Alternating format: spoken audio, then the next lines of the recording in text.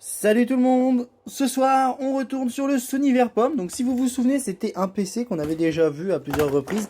Oui, il y a le Vaio aspirateur robot, mais on n'est pas là pour voir celui-là aujourd'hui.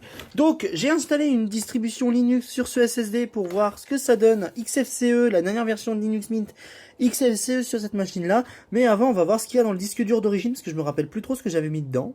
Donc alors, je vous fais voir la config qu'il y avait là-dedans, hein. C'était un Core de Duo T5500 et en carte graphique, nous avons un Intel 945, donc c'est de la base. Donc du coup, j'avais installé Windows Vista sur ce disque dur, donc du coup, je vais mettre ce petit SSD à l'intérieur pour voir si ça fonctionne bien. Et donc voilà tout. Hop, le SSD est mis en place. Il n'y aura pas de difficulté pour le retirer, rassurez-vous. Hop, on l'allume. Il va prendre son petit temps parce qu'il est un peu long au démarrage celui-là.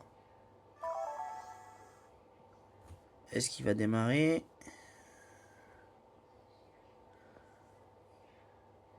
Il démarre, donc on va le laisser charger. Donc nous voilà sur notre beau Linux Mint où j'ai déjà installé Chrome, mais pas sur cette machine-là, sur une autre. Alors si je vais dans Système, hop, on va aller dans Information et Benchmark System. Donc nous avons notre Core de Duo, nous avons Linux Mint 22.1 sous XFCE et le i915 qui est le chipset vidéo. Donc on va lancer le navigateur internet qui est Google Chrome parce qu'il est plus rapide sur les vieux PC que Firefox. Ce que je n'ai jamais compris. Firefox a ralenti là-dessus, mais Google Chrome, j'ai pas trop de ralentissement encore. Allez hop, on va aller sur YouTube. Voilà, c'est en temps réel. Hein. Youpli, oh, ma page YouTube se charge. Bon, c'est pas en Wi-Fi, hein, c'est en filaire.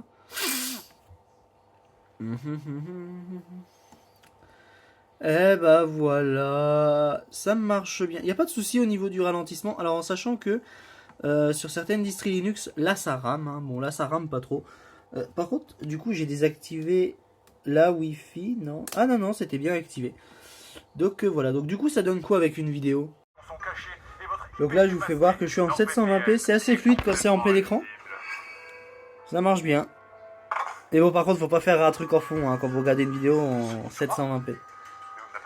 Parce que le GPU qui est à l'intérieur est trop faiblard. Mais ça fonctionne déjà bien. Grâce au changement d'emplacement virtuel, vous pouvez par exemple changer votre adresse IP sans pour vous bénéficier mentir. davantage de Donc là pour une fois avec Google Chrome je peux faire ça, avec Firefox j'ai du mal à faire ça. Sonic 3 dispo sur Paramount aux USA. Et également depuis une adresse IP albanaise, vous n'aurez pas de publicité sur YouTube. Donc voilà, mais dès que j'ouvre un nouvel onglet, paf, ça y est.